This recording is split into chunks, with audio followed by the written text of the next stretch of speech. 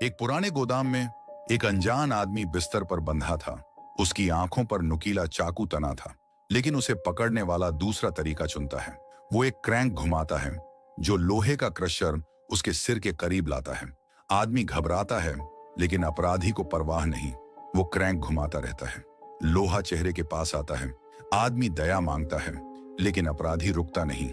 आखिर में उसका सिर पूरी तरह नष्ट हो जाता है। दूर एडम नाम का एक जवान लड़का गाड़ी चला रहा था। वो अपनी पुरानी प्रेमिका की शादी में जा रहा था। अचानक पीछे की सीट पर एक नकाबपोश दिखता है। वो एडम पर हमला करता है।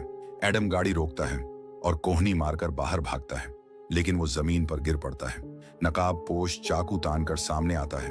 फिर वो नकाब हटाता है और पता चलता है वो हार्ली है, एडम का दोस्त, जो मजाक कर रहा था। एडम गुस्से में उसे सड़क पर छोड़ने की धमकी देता है, लेकिन हार्ली गाड़ी में चढ़ जाता है। रास्ते में हार्ली एडम का मजाक उड़ाता है कि वो अपनी पुरानी प्रेमिका की शादी में जा रहा है, जिसने उसे धोखा दिया था। एडम सफाई देता है, लेकिन तभी एक काली खिड़कियों वाली लाश की गाड़ी उनके बगल से गुजरती है। दोनों हैरान होते हैं, लेकिन सफर जारी रखते हैं। वो पुरानी बातें करते हैं। हार्ली एडम का मजाक उड़ाता है कि वो अपनी गाड़ी का माइलेज नोटबुक में लिखता है और हमेशा पेंसिल और शार्पनर रखता है। लेकिन बातचीत रुकती है जब सड़क पर एक बिल्ली का बच्चा दिखता है। एडम गाड़ी मोड़ता है ताकि उसे न मारे। अजीब बात यह बाद में पता चलता है कि बिल्ली को कोई जानबूझकर वहां रख गया था। इससे भी अजीब, सड़क पर एक बड़ा ट्रक उनके पीछे आता है। हार्ली ड्राइवर को चिढ़ाता है। जवाब में ट्रक तेजी से उनकी गाड़ी का पीछा करता है। एडम गैस दबाता है, लेकिन ट्रक तेज है और उनकी गाड़ी को पीछे से टक्कर मारता है। दोनों डर जाते हैं। दूसरी गाड़ी सामने आती है और वो सड़क से बाहर निकल जाते हैं। सौभाग्य से ट्रक चला जाता है, लेकिन एडम की गाड़ी खराब हो जाती है और पेट्रोल खत्म हो जाता है। गुस्से में एडम हार्ली से भिड़ता है। दोनों लड़ते हैं, लेकिन एडम हार जाता है। फिर वो पैदल पेट्रोल ढूंढने निकलते हैं। एडम को डर है, ट्रक वाला सचमुच उन्हें मारना चाहता था। हार्ली इसे उसकी वहमबाजी कहता है। वो बाद में बात करने को कहते हैं। तभी उन्हें खेतों में एक ट्रेलर दिखता है। वहां कोई नहीं था। हार्ली गाड़ी के लिए पेट्रोल लेता है, लेकिन उन्हें नहीं पता ट्रेलर में एक बिना सिर की लाश थी और खेत में रेत पर एक बड़ा पेंटाग्राम बना था। कुछ मिनट बाद वो पेट्रोल लेकर लौटते हैं। सड़क पर उन्हें एक खूबसूरत लड़की मिलती है जो सवारी मांगती है। हार्ली उसे लेने की जिद करता है, लेकिन एडम मना करता है क्योंकि उसे शादी में देर नहीं करनी। फिर वो पेट्रोल और बाथरूम के लिए रुकते हैं। हार्ली गाड़ी में सो जाता है। एडम बाथरूम जाता है, लेकिन उसे जिंदगी का सबसे गंदा टॉयलेट दिखता है। इत्तेफाक से वही बड़ा ट्रक गैस स्टेशन पर रुकता है। एडम ट्रक देखकर केबिन में छिपता है। ड्राइवर दरवाजा तोड़ने की कोशिश करता है। एडम उसका चेहरा नहीं देख पाता, सिर्फ काले जूते दिखते हैं। वो घबरा जाता है। आखिर में ड्राइवर दूसरी केबिन में जाता है। दीवार में एक गोल छेद था। एडम छेद से देखता है और एक डरावना चेहरा देखता है। सिला हुआ मुंह, अंधी आंख। डर कर वो बाथरूम से भागता है। उसे हार्ली मिलता है, जो ट्रक की छत पर चढ़ा था। हार्ली ने ड्राइवर को चिढ़ाने के लिए ट्रक की केबिन में गंदगी की। एडम उसे जल्दी भगाता है और दोनों हाईवे की ओर भागते हैं। वो फिर झगड़ते हैं, लेकिन हार्ली कहता है ड्राइवर ने उन्हें नहीं देखा। लेकिन गाड़ी की एंटेना पर टूटा जोकर का खिलौना देख हार्ली मानता है कि उसने हद कर दी। ड्राइवर जानता है वो कौन है। बाद में वो रात के लिए एक सराय में रुकते हैं। टीवी पर उन्हें ट्रेलर के पास लाश और पेंटाग्राम की खबर मिलती है। एडम और घबरा जाता है। थकान से दोनों सो जाते हैं। कुछ मिनट बाद एडम की नींद टूटती है। उसके हाथ में कुछ अजीब लगता है। वो देखता है वो सड़क वाली मरी बिल्ली थी। डर कर वो उसे फेंकता है। बिल्ली हार्ली पर गिरती है, जो रोमांटिक सपना देख रहा था। सपने में वो एक लड़की को चूमने वाला था, लेकिन जागने पर उसे मरी बिल्ली दिखती है। दोनों डरकर होटल से भागते हैं। बिना कपड़े बदले सड़क पर निकल पड़ते हैं और अजीब बातें होती हैं। अचानक गाड़ी का टायर फट जाता है। एडम उसे जल्दी बदलना चाहता है, लेकिन हार्ली डर की वजह से बाहर नहीं निकलता। तभी पैसेंजर सीट से कोई उठता है। दोनों डर जाते हैं, लेकिन वो वही लड़की सैरा थी जो सड़क पर सवारी मांग रही थी। दोनों उसे साथ लेते हैं। सैरा रास्ते में सो जाती है। सुबह हार्ली कहता है सैरा बहुत सुंदर है, वो उसके साथ रहना चाहता है। एडम इसे गलत मानता है। दोनों फिर झगड़ते हैं। इससे एडम का गाड़ी पर नियंत्रण खो जाता है। सैरा जागती है और उनकी बचकानी हरकत पर डांटती है। उसने उनकी बातें सुन ली थी। वो दूसरी सवारी लेने की धमकी देती है। दोनों माफी मांगते हैं और उसे वापस बुलाते हैं। सैरा उनकी माफी मानती है और कहती है कि वो उसे पसंद है। झगड़े खत्म करने के लिए वो एक टेस्ट करती है, देखती है कि दोनों में बेहतर किसर कौन है। टेस्ट के बाद वो एडम को चुनती है। फिर तीनों सफर जारी रखते हैं। कुछ मिनट बाद वो आराम करने रुकते हैं। एडम सैरा के करीब जाने की कोशिश करता है। हार्ली सो रहा था। सैरा कहती है उसने किस टेस्ट इसलिए किया ताकि हार्ली को सबक मिले, जो हमेशा एडम को नीचा दिखाता था।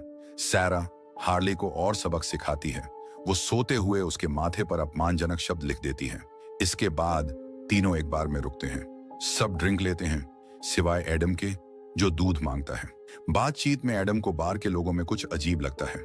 सबके हाथ या पैर कटे हुए थे। उसे डर है ये ट्रक वाले से जुड़ा हो सकता है। तभी एक लड़का उनके टेबल पर आता है और सैरा से डांस मांगता है। सैरा मना करती है, लेकिन वो जिद करता है। एडम हिम्मत दिखाता है और उसे जाने को कहता है, लेकिन उसे छाती में कोहनी पड़ती है और वो दर्द से जमीन पर गिर पड़ता है। सैरा को ये बिल्कुल पसंद नहीं। वो उस लड़के को लात मारती है। इस हंगामे के बाद तीनों एक सराय में सोने जाते हैं। हार्ली अकेले अपने कमरे में जाता है, जबकि एडम और सैरा दूसरे कमरे में। वहां सैरा एडम के जख्म की देखभाल करती है। वो कहती है बार में उसकी हिम्मत ने उसे प्रभावित किया। एडम बताता है भले ही वो अपनी पुरानी प्रेमिका की शादी में जा रहा है, उसे सैरा बहुत पसंद है। सैरा भी ऐसा ही महसूस करती है। दोनों का रोमांटिक पल होता है बिना हार्ली के बाधा डाले। कुछ देर बाद वो शाम का मजा ले रहे थे, तभी बाहर से डरावनी चीखें आती हैं। सैरा देखने दौड़ती है। एडम और हार्ली पीछे पीछे। वहां उन्हें वही लड़का मिलता है जो बार में झगड़ा कर रहा था। वो चीखता और जमीन पर घिसटता था। तभी वो बड़ा ट्रक फिर आता है। इसके विशाल पहिए उसकी टांगों पर चढ़ते हैं और उन्हें नष्ट कर देते हैं। ड्राइवर रुकता नहीं। वो ट्रक मोड़ता है और सीधे उसके सिर पर चढ़ा देता है। इस भयानक दृश्य के बाद तीनों वहां से भागते हैं। अगली सुबह वो पुलिस को सब बताते हैं, लेकिन पुलिस को न लाश मिलती है न अपराधी। शेरिफ गुस्से में कहता है वो मजाक कर रहे हैं और उन्हें गिरफ्तार करने की धमकी देता है। समूह सड़क पर चलता है, लेकिन एडम गलत रास्ता ले लेता है। वो जंगल में पहुंच जाते हैं। नक्शा देखते वक्त बार वाला एक लड़का खिड़की पर आता है। वो चेतावनी देता है यहां रुकना मत। वो गाड़ी के बोनट पर खून से लिखा संदेश दिखाता है। अगले तुम हो? वो कहता है ये उसी ने किया जिसने उसका हाथ काटा। उसे मोहल्ले में राक्षस कहते हैं क्योंकि उसका चेहरा विकृत है। तीनों समझ जाते हैं वो ट्रक वाले की बात कर रहा है। वो जंगल में दूर भागते हैं। आखिर में एक कस्बे में पहुंचते हैं, लेकिन गाड़ी का पेट्रोल खत्म हो रहा था। रास्ते में घरों के सामने अजीब डरावने पुतले दिखते हैं। फिर भी वो आगे बढ़ते हैं और एक पुरानी झोपड़ी में रुकते हैं जो तालाब के सामने थी। वहां वो खाना लेते हैं। सैरा खाना लाने जाती है। हार्ली एडम से अपनी हरकतों के लिए माफी मांगता है। एडम माफी स्वीकार करता है। सैरा खाना लाती है, लेकिन एडम पहला कौर लेते ही कुछ अजीब महसूस करता है, जैसे बड़ा बाल। उसे निकालने पर उसे पता चलता है कि खाना इंसानी हिस्सों से बना था। सब गाड़ी की ओर भागते हैं। एडम तेजी से कस्बे से बाहर निकलता है, लेकिन हार्ली पीछे की सीट पर उस रात की लाश देखकर डर जाता है। एडम गाड़ी रोकता है। सब हैरान हैं, लेकिन तभी वो राक्षस ट्रक में आता है। एडम सड़क पर तेजी से भगाता है, लेकिन ट्रक करीब आ रहा था। वो मोड़ों पर ध्यान देता है ताकि गाड़ी न पलटे। हार्ली के लिए बदकिस्मती, हर मोड़ पर वो लाश से टकराता है। पीछा जारी रहता है। ट्रक उनकी गाड़ी को पीछे से टक्कर मारता है। गाड़ी और तेज नहीं जा सकती। राक्षस उन्हें दूसरी सड़क पर धकेलता है। वो एक परित्यक्त फार्म पर पहुंचते हैं, लेकिन गाड़ी बंद हो जाती है। एडम उसे शुरू करने की कोशिश करता है, लेकिन ट्रक उनके बगल में आता है और टक्कर मारने को तैयार होता है। सैरा घबराती है और एडम से गाड़ी शुरू करने को कहती है, लेकिन कुछ नहीं होता। समय खत्म होने पर सैरा गाड़ी से भागती है। एडम भी बाहर निकलता है और हार्ली को भी ऐसा करने को कहता है, लेकिन हार्ली लाश के नीचे फंस जाता है। ट्रक गाड़ी पर चढ़ता है और उसे पूरी तरह कुचल देता है। एडम अपने दोस्त को बचाने दौड़ता है। सौभाग्य से लाश उस पर गिरती है। सैरा की मदद से वो हार्ली को बाहर निकालने की कोशिश करते हैं, लेकिन गाड़ी की छत टूटी थी। तभी राक्षस ट्रक मोड़ता है और काम खत्म करने आता है।